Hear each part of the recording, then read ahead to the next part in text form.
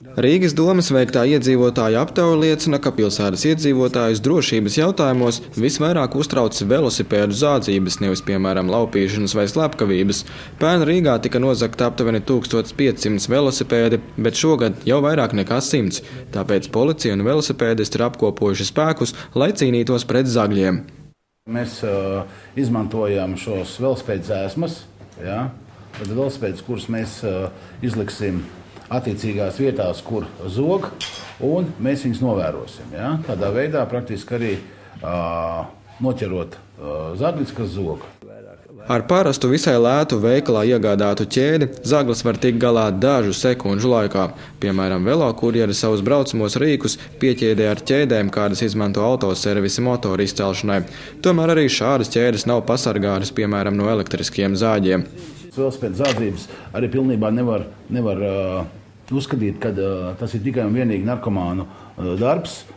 Mēs redzam, ka šeit arī ir pamats runāt par to, ka darbojās organizētas grupas, kuras zog tiešām ļoti labus un izvēlē šos velosipēdus. Viņi tiek pat izsekoti, viņi tiek atrasta vieta un laiks vispiemērotākais, kurā nozagt.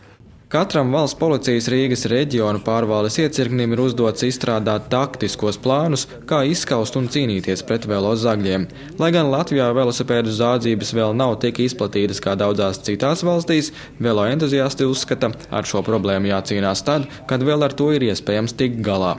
Varbūtība, jeb iespējamība nozagt velosipēdu nav tik liela kā Dānijā, jeb Nīderlandē. Kā piemērs, Nīderlandē gadu laikā nozoga aptuveni 800 000 velosipēdu.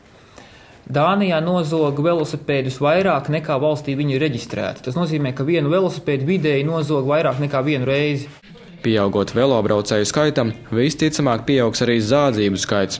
Bieži vien notiek tādas lietas, kad riteņa īpašnieks nevar identificēt savu velosipēdu, nevar pierādīt, ka tas ir viņa velosipēds. Un tas notiek tāpēc, ka cilvēki nereti ierodās veikalā, nopērk velosipēdu, un kad viņam viņš pazūd, tad viņi sāk konstatēt, ka viņam nav neviena dokumenta, ir tikai velosipēds, un kaut kāds uzraksts un kaut ko viņš pazīst, bet citādīgi nekas nav.